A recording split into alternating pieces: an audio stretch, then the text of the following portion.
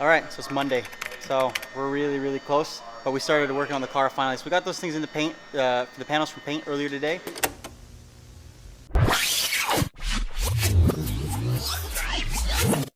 All right, guys. So we just got word that Aid at King's Auto Body finished painting some very vital panels that we're gonna need so that the wrappers can do what they need to do in 2 days. So we're gonna jump in the Garagistic wagon, head over to the shop, grab his stuff, say hi. But yeah, I think we're picking up, I think, the E36 lightweight wing for the rear, give it that look that we want to give it. The rear and front bumper were kind of rough, so we're gonna end up picking that up as well. We still haven't found a front bumper though, so that's one thing he doesn't have, but he does have a rear bumper. So we're trying to mad hunt to try to find a front E36 bumper. Yep. K-car's looking good outside though. Water coming along. Nothing, hopefully it'll be there too, but hopefully we'll shoot a little bit about that a little bit later about that. But next to these cars, not only does the wagon regulate, but it's functional.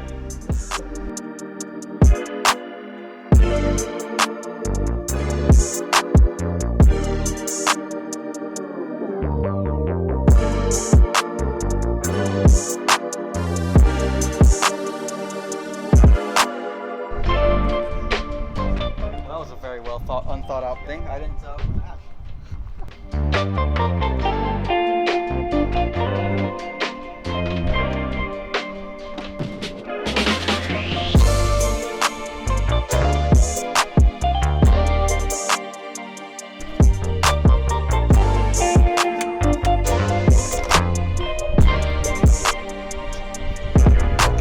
Definitely should park further away. Okay.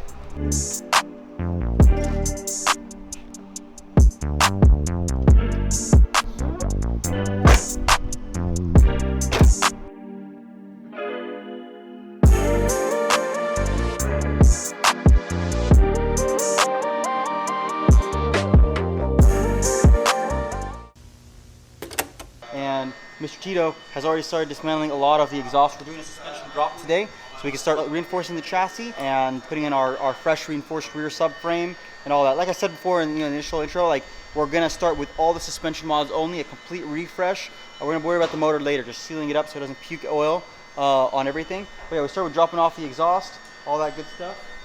And then, so yeah, we're in the middle of dropping everything right now. Hopefully we end up doing it today. It's scheduled to do today. Kind of close. We have to do it today because it gets welded tomorrow. So no pressure, no pressure. Yeah, you can see it's got basically a stock E36 rear subframe. We're gonna basically make this the Garagistic reinforced version, which reinforces the rear sway mounting points, which is these guys right here. They tend to bend when you're doing a lot of racing or upgrading the sway bars. This one actually happens to already have M3 sway bars. Because this is a budget build, we're gonna run with the M3 front and rear. Those are upgrades to standard E36s. So it's there, we're gonna run it.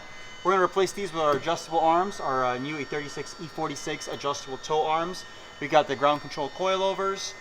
We got the stainless steel perches that basically reinforce these points that the coilovers can be used. The pockets for the reinforcement will be in the subframe and in those rear pockets. And we're gonna put our poly line, I think our 95 or our 80, we're gonna figure it out what we're gonna end up using. And then of course our E36 stainless steel brake lines, we're gonna replace those. These things are kind of old. So the goal is drop it down, put some fresh stuff up, and put it all back up. Rear strut bar tied up top. Everything that we basically, just suspension only. It's everything to refresh it. This stuff is old. It's about time to be refreshed for sure. And then moving forward, again, poly transmission bushings. But before that, we're gonna have to address an issue that E36s and E46s feel. As you can see, the transmission's only held on by one bolt over here. The rest of the bracket is gone. It's cast, and this is brakes, and this is stock. So with poly, it wasn't gonna take it. So we do have a steel version that we're gonna be popping in there to prototype. But the reason we're doing the poly in the motor and trans is because we're running a solid shifter up top and a DSSR. Right now, it's basically a stock selector joint. A lot of oil. We're gonna have to address that as well. Same time, you basically didn't want to do the whole solid shifter. We do have the rebuild components that would be able to rebuild this, including the rear carrier bushing. Use a rubber. You can see when I actually move this thing. Look at that. That's the ball. That's just, you know, just moving up and down there. And even if not, look at the back. Look how much play is in that bushing right there. So that's the factory one. So we make a poly insert that fits into that. Between that and the selector joint, we'll be able to tighten up slot quite a bit right there. All right, moving to the front, we're gonna reinforce the front subframe. These tend to fail at the motor mount area. They bend and crack. Same thing with E30 and E46s. It's especially aggravated with the with poly or Delrin or aluminum. So we're gonna do that as preventative maintenance while we're there, replacing the rack, the bushings for the M3 front as well, get this powder coat and make it all look all nice. So we're gonna be popping our front subframe in here. So I mean, these bushings, this is the same thing with E30. These bushings, I mean, you can see how much of a gap there is in there. That's for the bushing. But I mean, I could probably wiggle this by hand.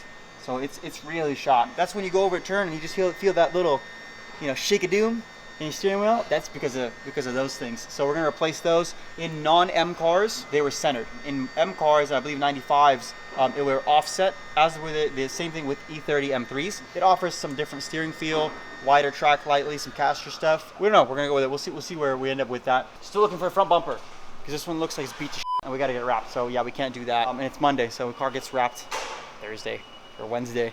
No pressure, we have to find one of those things, but we got it. We got the guys on the job, it'll be good.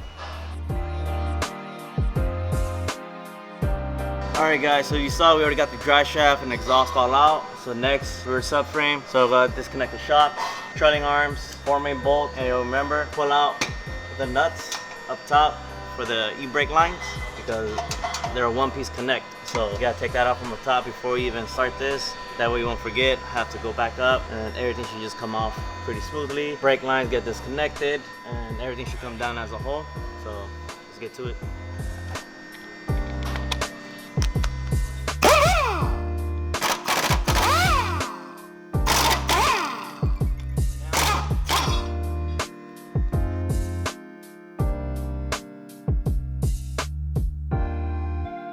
Quick tip, when you take off the brake lines, so it won't leak and make a mess everywhere, just get an old bleeder screw cap and it'll plug it right up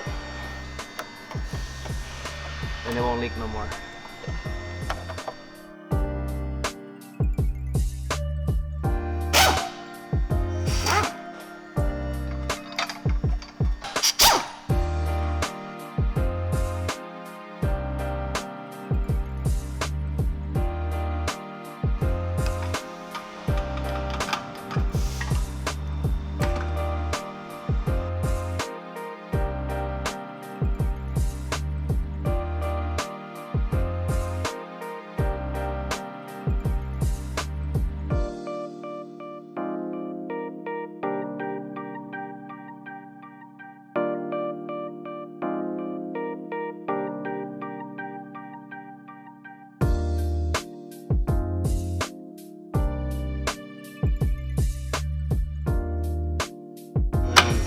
We're gonna drop the rear subframe. It's gonna take off a lot of weight. So right now I'm just gonna put that pole jack in the front to support it so it doesn't risk tipping forward and falling off the lift.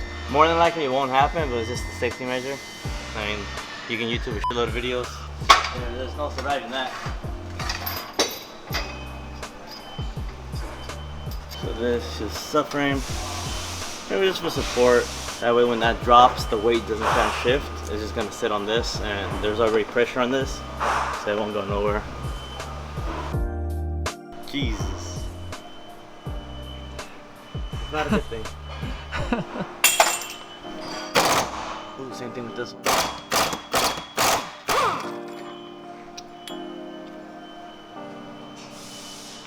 Not a good sign.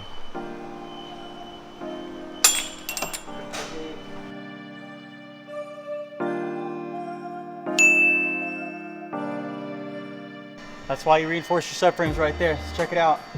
Stock bushings, okay? It's not a myth that you just do it when you're doing poly or down or aluminum. Look at that crack right in the chassis. This thing has what, 200 and something? 200,000 miles? Something like that. We have a big problem. What do you got? Come on this side. There you go. That's why you were able to reinforce the subframe. See that fucking torn the out.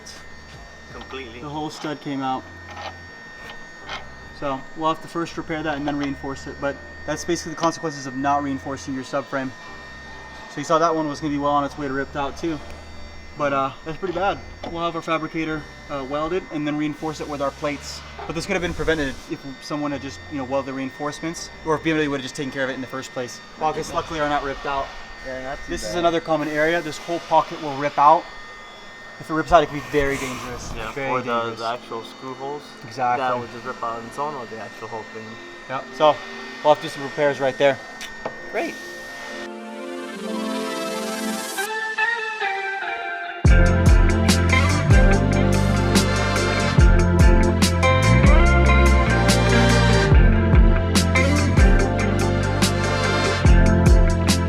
So this is how it's supposed to look. You know, this screws into the chassis and this goes to the subframe.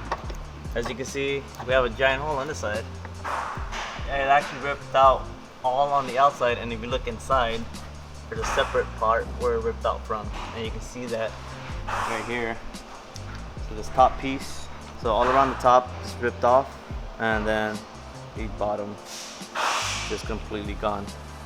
So that's why chassis reinforcements are a must, especially if you're planning on tracking your E36, whether it's for drift or time attack or whatever the case may be. Definitely. I'm actually going to do that to my E36 as well, because I'm planning on tracking it. The other common parts, yeah, I can actually see where it started to crack. Very tiny one there and there. So we're going to fix that. No issues on this. This is how it's supposed to look. So this car is going to be a lot of love for sure.